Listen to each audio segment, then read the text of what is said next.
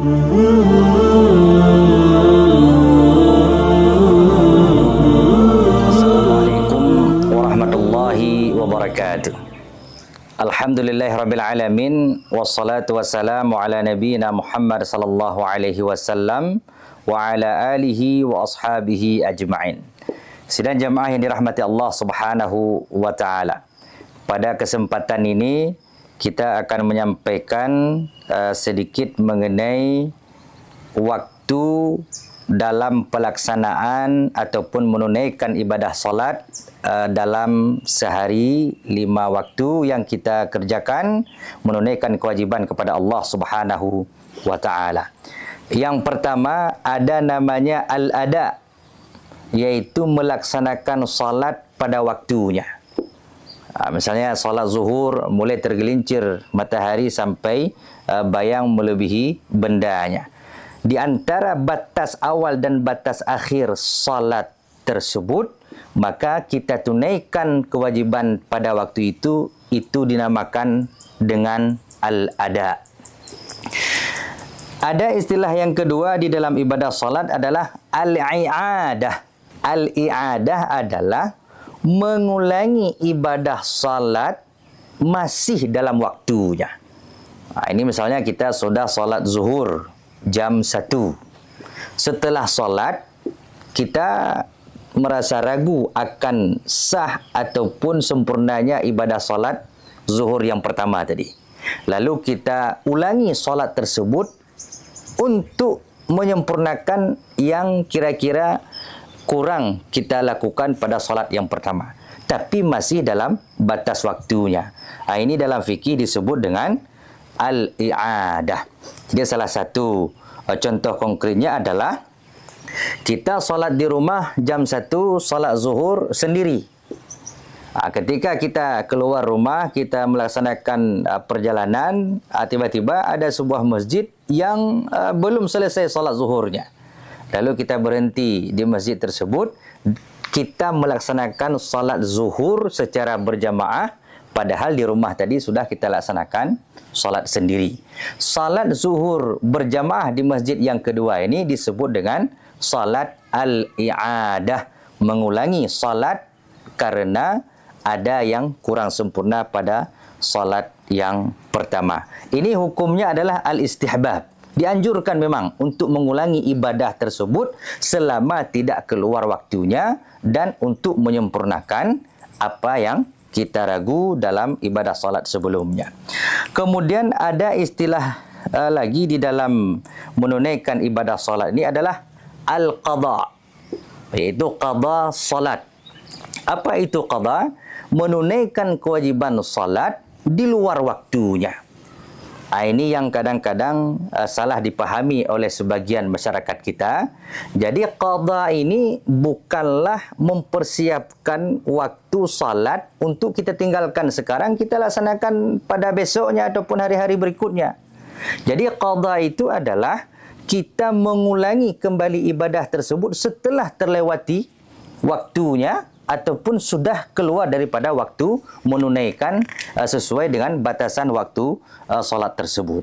Ini misalnya ada orang ketiduran di malam hari sampai terbit matahari.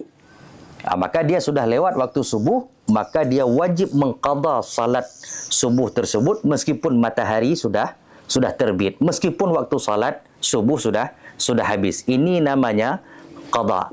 Maka di sini Rasulullah sallallahu alaihi wasallam mengatakan wajib qadha salat itu dalam hadis yang diriwayatkan oleh Imam Bukhari dan Imam Muslim, hadis muttafaqun alaih, man nama an salatin aw nasiyaha fayusalliha idza dzakaraha. Siapa yang tertidur daripada satu salat ataupun terlupa, maka wajiblah dia melaksanakan solat tersebut ketika dia mengingatnya. La kafarata laha illa dzalik. Tidak ada pengganti yang lain kecuali dia melaksanakan solat yang ditinggalkan itu meskipun sudah keluar waktunya. Maka ini sebagian ada yang memahami qadha itu boleh kita laksanakan nanti setelah waktunya. Ini pemahaman yang salah.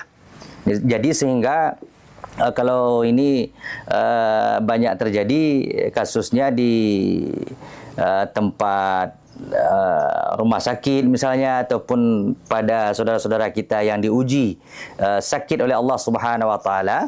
Jadi ketika orang sakit tidak diarahkan untuk melaksanakan solat, tidak diarahkan untuk berwudu, tidak diarahkan untuk tayamum, dan bahkan ketika diajak untuk solat, mungkin dengan mudahnya dia menjawab, esok aja kita qada setelah sembuh. Besok saja kita laksanakan kalau sudah sembuh, kan ada waktu qada. Ini pemahaman yang salah.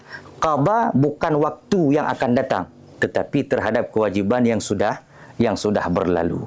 Maka oleh sebab itu, sidang jemaah ini rahmati Allah Subhanahu wa taala, jangan sampai dengan pemahaman yang salah terhadap qada salat ini, sebagian kita melalaikan waktu-waktu salat sampai keluar daripada waktunya.